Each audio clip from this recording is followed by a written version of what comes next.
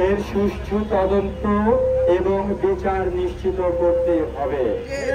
Coaching ব্যবসা বন্ধ করতে 9 দফায় রূপান্তরিত হয়েছে। আমি দাবিগুলো পড়ছি। দাবি নাম্বার 1, মাইলস্টোনে যে ট্র্যাজেডি, যে বিমান দুর্ঘটনা হয়েছে, এর সুষ্ঠু তদন্ত এবং বিচার নিশ্চিত করতে হবে। দাবি 2, সারা বাংলাদেশে মাইলস্টোন সহ সারা বাংলাদেশে সকল শিক্ষা প্রতিষ্ঠানে কোচিং ব্যবসা বন্ধ করতে হবে। দাবি নাম্বার 3, সরকারের পক্ষ থেকে প্রত্যেকটা নিহত পরিবারকে, এক পরিবারে 2 জন মারা গেছে, প্রত্যেকটা নিহত বাচ্চার জন্য বা যারা মারা গেছে 5 কোটি টাকা ক্ষতিপূরণ দিতে হবে। আমরা এটা ক্ষতিপূরণ বলি না, আমরা জরিমানা বলি। ক্ষতিপূরণ বলছে আইনে, এটা ক্ষতিপূরণ লেখা আছে। এর জন্য প্রত্যেকটা বাচ্চার জন্য বা যারা মারা গেছে 5 কোটি টাকা দিতে হবে, সমস্ত চিকিৎসার ভার বহন করতে হবে এবং আহতদের 1 কোটি টাকা দিতে হবে। এটা হচ্ছে সরকারের পক্ষ থেকে। স্কুলের পক্ষ থেকে আলাদা জরিমানা দিতে হবে। প্রত্যেক জন প্রতি 2 কোটি টাকা ক্ষতিপূরণ দিতে হবে আর আহতদের 1 কোটি টাকা দিতে হবে। আমি আবারও বলছি দফা 4, যে স্কুলের পক্ষ থেকে প্রত্যেকটা পরিবারকে, প্রত্যেক জনের জন্য 2 কোটি টাকা জরিমানা দিতে হবে এবং যারা আহত তাদের 1 কোটি টাকা দিতে হবে। দফা 5, রানওয়ে থেকে শিক্ষা প্রতিষ্ঠানের স্থান পরিবর্তন করতে হবে। আমরা শুনেছি রানওয়ে বা হচ্ছে বিমান ওড়ে, রানওয়ে থেকে, আবারও বলছি, রানওয়ে থেকে এই মাইলস্টোন সহ অন্যান্য যে শিক্ষা প্রতিষ্ঠান আছে সেগুলো সরাতে হবে, অন্যথায় রানওয়ের স্থান পরিবর্তন করতে হবে। দুটো একটা তো করতে হবে ভাই, তাহলে নাকি আমরা এরকম যুগ যুগ ধরে মরবো? আমরা এরকম মরবো নাকি স্কুল সরাবে অথবা রানওয়ে সরাবে? দুটোর একটা করতে হবে।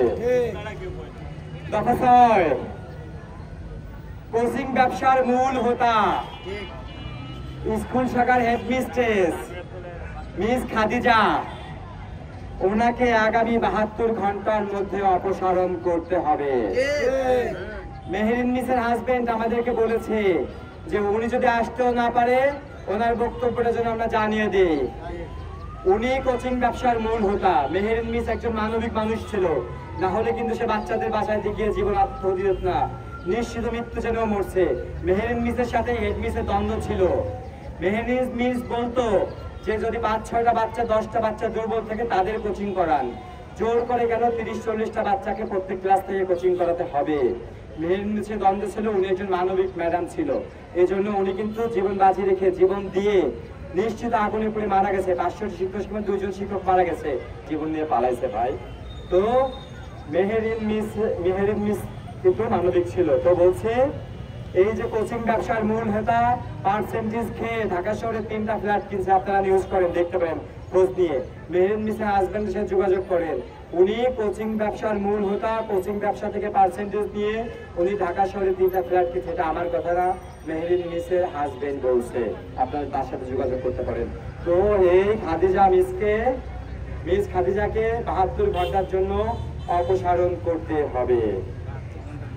স্কুলের সিসিটিভি ফুটেজ আমাদেরকে দেখাতে হবে। গণমাধ্যম কর্মীদেরও কিন্তু ঢুকতে দেয়নি ভাই, স্পটে যাইতে দেয়নি, নিউজ করতে দেয়নি, জোর করে করে গেছে, বাইরে দিয়ে নিউজ করছে। ভাই আমরা কেন সিসিটিভি ফুটেজ দেখতে চাই জানেন? যেখানে বিমানটা পড়ছে ওইখানে সিসিটিভি ফুটেজ ছিল। হ্যাঁ, সিসিটিভি ছিল, কারণ ওইখান থেকে গেট, স্কুলে গেট, ওইখান থেকে বাচ্চাদেরকে গার্ডিয়ানরা নিয়ে যেত। তো আমাদের বাচ্চারা কোথায়, কোন অবস্থায় ছিল? আমি শুনছি আমার ভাগ্নি ফাতেমা, আমার ভাগ্নির বান্ধবী সাইমা আর হচ্ছে নিধি, হ্যাঁ, 3 জনে জানালার গ্রিল ধরে দাঁড়াইছিল। এটা আমাকে বলছে কথার আম্মু কথাকে নিয়ে কোচিং করে না, কথার আম্মু কথাকে নিয়ে মাত্র 4 মিনিট আগে চলে আসছে, ওদেরকে গ্রিল ধরে দাঁড়াইয়া দেখছে, ওরা গল্প করতেছে, হাসতেছে। আমার ভাগ্নির টিফিন ব্যাগের মধ্যে পাইছি, আর খাওয়া সিঙ্গারা পাইছি, একটা রুটি পাইছি যেটা আমরা কিনে দিয়েছিলাম, সেইগুলো আমরা পেয়েছি। তারপরে ওরা স্কুলের টিফিনে হচ্ছে সিঙ্গারা খেয়েছিল আর হচ্ছে রুটিটা রেখেছিল কোচিং এর আগে খাবে, কিন্তু সেটা খাইনি। তো আমরা দেখতে চাচ্ছি আমাদের বাচ্চাগুলো কোন অবস্থায় দাঁড়ায় ছিল। আমার বাচ্চার হাত এরকমের পাইছি, এরকম অবস্থায় পাইছি, সাইমার এরকম পাইছি। ওরা হয়তো যখন বিমানটা পড়ছে ভয়ে আম্মু বলে চিৎকার দিছিল, আম্মু বলে চিৎকার দিছিল, এরকম হাত পায়ে হাত ছড়ানো যায়নি। তো আমরা চাচ্ছি আমার বাচ্চাদের সাথে শেষ মুহূর্তে কি হয়েছিল, কিভাবে পুড়ে মরছে, ওটা দেখার শক্তি আমাদের আছে। আমাদের বাচ্চাদের শরীরে কিছু ছিল না, পুড়ে কয়লা হয়েছে, মাংস গলে গলে খসে খসে পড়ছে, ওটা আমাদের দেখার শক্তি হয়েছে, জোর করে দেখছি। হ্যাঁ, তো সিসিটিভি ফুটেজটা একটু অনুরোধ করি, আপনাদের মিডিয়ার মাধ্যমে অনুরোধ করছি, আপনারা এই জিনিসটা একটু তুলে ধরেন, আপনাদের পা ধরি ভাই, সিসিটিভি ফুটেজটা একটু আমাদের দেখাইতে বলেন। আমার বাচ্চারা কিভাবে পড়ে মারা গেছে, আমার বাচ্চারা শেষ মুহূর্তে অবস্থানটা কি ছিল, তারা কি আম্মু আম্মু বলে ডাকছিল কিনা, এটা আমরা একটু দেখতে চাই ভাই।